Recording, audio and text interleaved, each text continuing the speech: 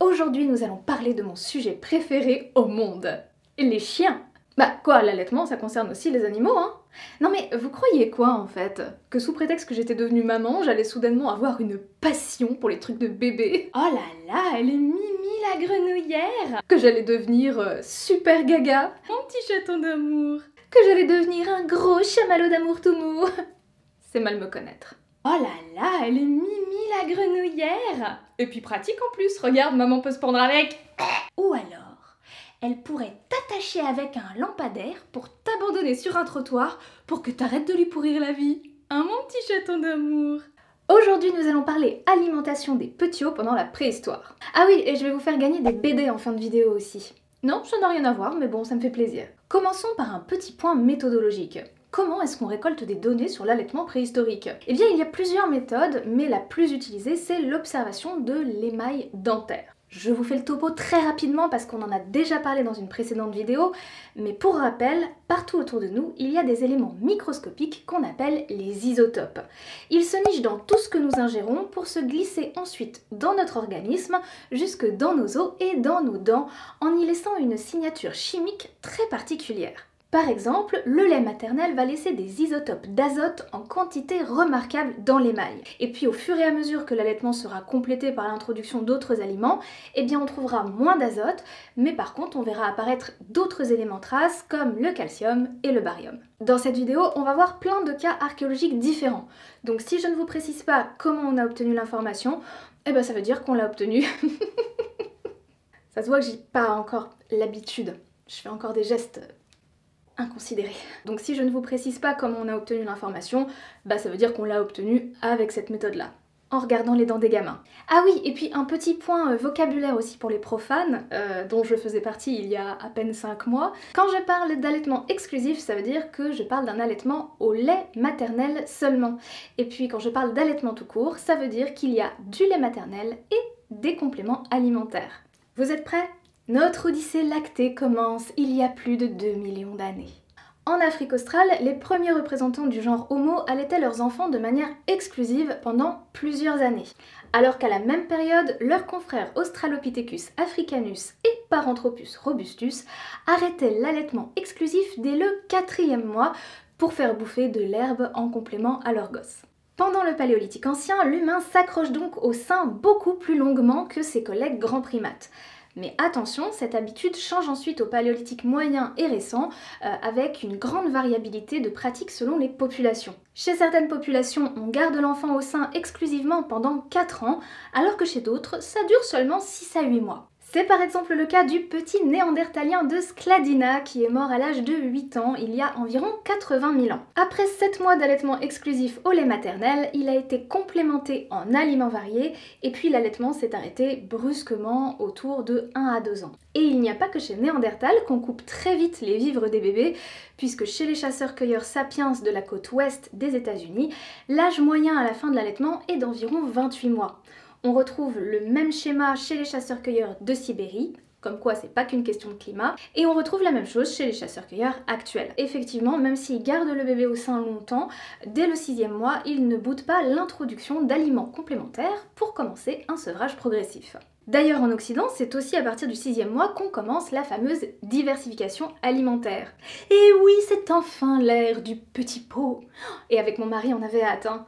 Ah, au début, on se battait pour savoir qui allait donner la carotte ou le butternut, hein. Et puis... Allez, je donne le petit pot. Oh non! Tiens, tu peux donner le petit pot aujourd'hui. Oh merci! Tu donnes le petit pot. Non, toi.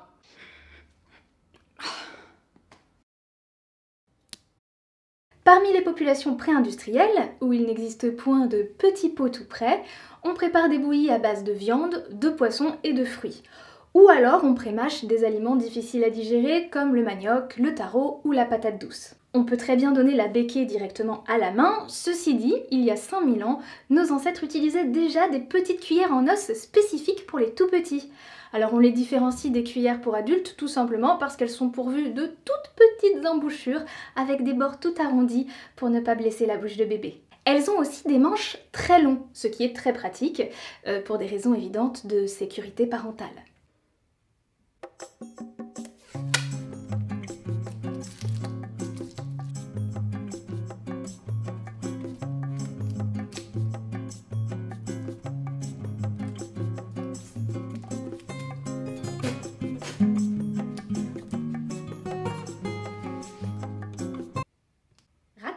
Sur ces cuillères, on trouve d'ailleurs des traces de mâchouillage qui ont été faites avec des toutes petites quenottes.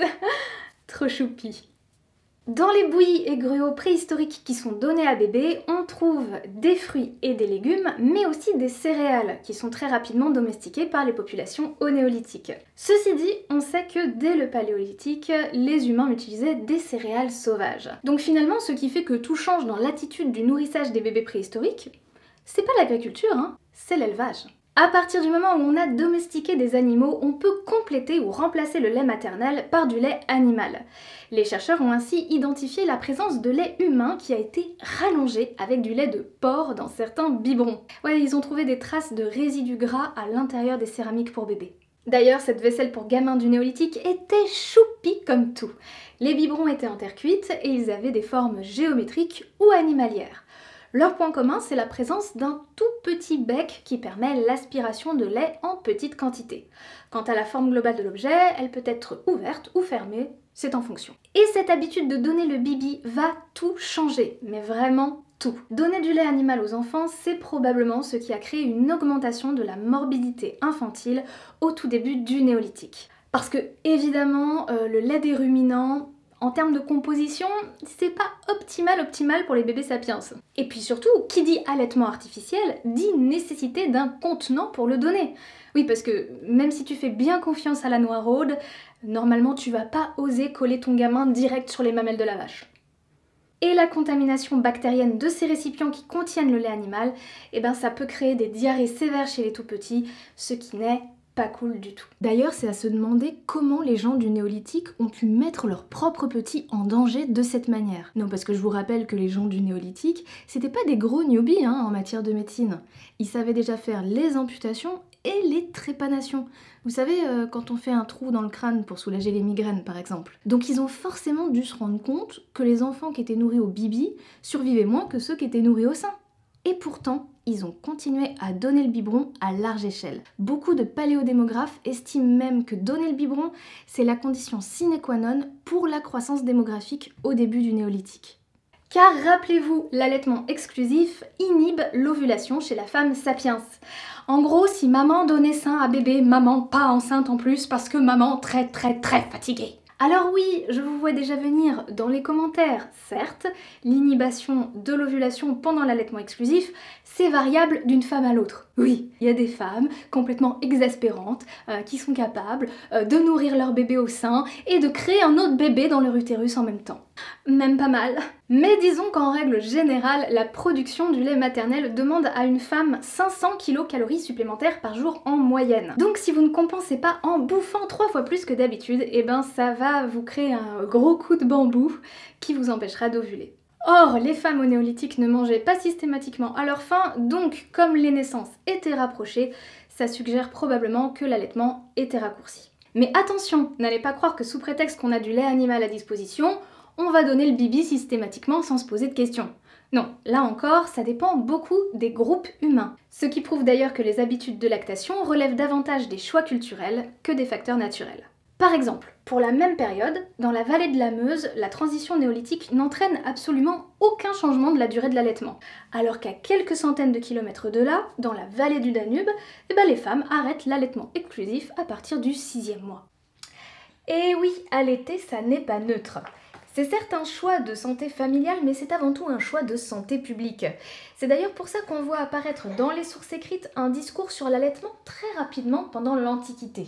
À l'époque, les savants pensaient que la mère allait même transmettre ses qualités personnelles à travers son lait. En gros, le lait, c'était un genre de breuvage magique qui allait te transmettre anticorps, nutriments et valeurs morales. Et c'est d'ailleurs pour ça que les savants de l'époque disent aux femmes très friquées qui veulent pas allaiter elles-mêmes de choisir une nourrice qui a récemment accouché d'un garçon. Parce que les femmes qui ont accouché de garçons ont plus de valeurs morales que les autres, c'est bien connu. Mais du coup, si le lait maternel est si sacré, pourquoi est-ce qu'on trouve des biberons partout, de tout temps sur la planète? Et puis alors, on les utilise tellement qu'on va passer son temps à améliorer les formes et les matériaux pour les rendre plus pratiques. Regardez, je vous montre. Dans l'Antiquité, on choisit de faire les biberons en verre dès qu'on le peut. Ça permet de faire un embout très fin dans un matériau facile à nettoyer. Ce sont les goutis, ou goutus au singulier. Ceci dit, la céramique n'est pas abandonnée et elle restera d'ailleurs en vogue jusqu'au 19e siècle avec les fameux biberons Lymande, ainsi dénommés à cause de leur forme allongée. Dans les années 1700, de nombreux dispositifs d'alimentation des nourrissons étaient fabriqués en étain. Oups, toxique. Et en argent. Bon, moins toxique, mais pas ouf quand même. En 1851, en France, on se dit que les Romains avaient déjà tout compris, alors on se remet au bibi en verre. Et on invente un embout super pratique, un tuyau en caoutchouc sur lequel est branchée une tétine. C'est le fameux biberon Robert qui permet aux mères de vaquer à leurs occupations dès que le gosse est en âge de tenir sa tétine tout seul.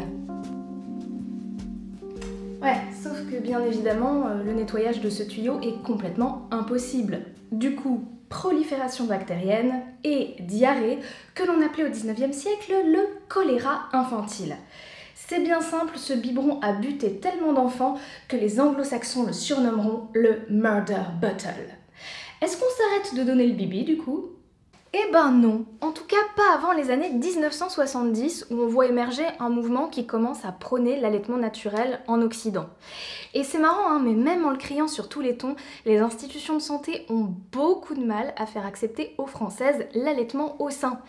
Par exemple, l'OMS est pas contente, mais alors pas contente du tout qu'on n'allaite pas nos marmots naturellement. Alors que, oh wait, je fais ce que je veux de mes nibards et je t'emmerde en fait.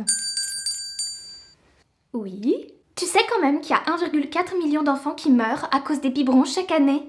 Oui, je connais les chiffres, mais par contre, ça va bien au-delà du biberon, hein, parce que ça comptabilise toutes les morts infantiles entre 0 et 5 ans. Ah bon ? Eh oui. Non mais attention, hein, on est bien d'accord que le biberon en pays en voie de développement, ça craint pour les gamins. Ah, tu vois ? Ah bah oui, bien sûr c'est dangereux, hein, si tu fais du biberon avec de l'eau non potable et qu'en plus tu le nettoies avec de l'eau moisie, forcément... On est d'accord. Ah, on est d'accord. Bon. Ouais. Mais bon, moi je suis une occidentale privilégiée avec de l'eau minérale à disposition et un stérilisateur de biberon. Donc je fais ce que je veux de mes nibards et je t'emmerde. Bon, en vrai, je le sais que dans l'absolu, c'est quand même mieux de nourrir son bébé au sein plutôt qu'au biberon. Mais attention, si et seulement si, ça ne vous met pas dans une détresse émotionnelle ou physiologique. Parce que si pour certaines femmes, produire du lait c'est easy love, comme pour Monique par exemple, qui détient le record de production de lait avec 4 litres par jour, respect Monique, eh ben allaiter malheureusement c'est pas facile pour tout le monde. Les traités médicaux nous montrent d'ailleurs qu'il y a un certain stress autour de la réussite de l'allaitement maternel depuis très longtemps. On a bien compris que les mères ne se valent pas en matière de qualité de lait, alors on cherche à en améliorer la texture qui doit être ni trop fluide ni trop épaisse. Pareil, même si les Moniques ont toujours existé, certaines petites nanettes produisent trop peu de lait pour satisfaire leurs nourrissons. C'est pour ça qu'en Égypte antique, les femmes allaitantes consomment du fenugrec, des herbacées qui sont censées stimuler la lactation. Sinon, dans le même papyrus, ils vous disent que pour aider votre femme à produire du lait, vous pouvez réchauffer les os d'un espadon dans de l'huile et lui frotter le dos avec. Ou alors, vous pouvez laisser la femme s'asseoir les jambes croisées en mangeant du pain parfumé de Doura Souzed, tout en lui frottant les seins avec la plante de pavot. Ouais, non, mais ça, à tous les coups, c'est un scribe qui avait des délires sexuels très chelous et qui l'a marqué juste pour convaincre ses futurs partenaires. C'est pas possible autrement, quoi. Et oui, l'allaitement, ça déchaîne les passions. D'ailleurs, en parlant de ça, vous avez été assez nombreux à m'envoyer cet article de vulgarisation qui a été fait par Nat Geo. Ça traite de l'allaitement au néolithique en mimant d'être la synthèse d'un article de recherche récemment paru. Sauf que dans l'article de vulgarisation, les archéologues présentent le nourrissage au biberon comme une exception, une mesure d'urgence. En gros, pour eux, ça serait un pis-aller lorsque les mères seraient soit décédées, soit trop malades pour donner le sein. Sauf que l'article de recherche ne dit pas ça du tout, en fait. Bah oui, parce que ça va à l'encontre des conclusions des paléodémographes. Pourquoi ? Pourquoi donc aller à l'encontre de ce que dit l'article de recherche ? Eh bien tout simplement parce que les gens interviewés ne sont pas les chercheurs qui ont publié la dite étude. Parmi les gens qu'on a été chercher pour parler d'une étude qui n'est pas la leur, il y a monsieur Sélène, qui est spécialiste de l'alimentation infantile, mais aussi et surtout un gros militant pro-allaitement naturel. Mais est-ce que je te dis quoi faire de tes couilles, moi, monsieur Sélène, hein ? Non, et ben voilà, donc pas de nichon, pas d'avis, tête de gland. Ok, pardon, autant pour moi, faut pas mal parler aux gens. Mais comme je vous le disais tout à l'heure, hein, l'allaitement, ça déchaîne les passions. Selene dit donc que la présence du biberon dans les tombes lie l'allaitement artificiel à la maladie et à la mort.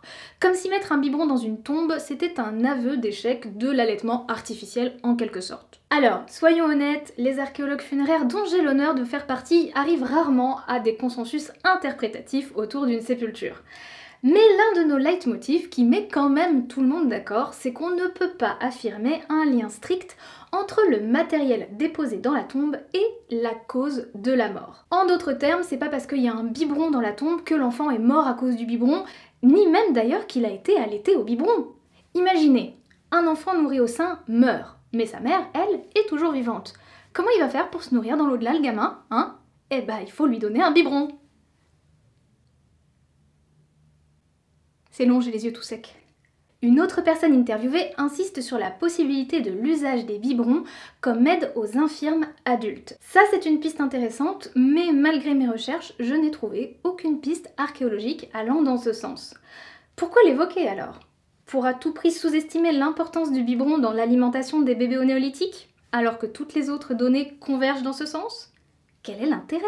Bref, cet article montre bien à quel point la pensée dominante de l'époque de publication d'un résultat scientifique va modifier le discours interprétatif qu'on va en faire dans les médias grand public.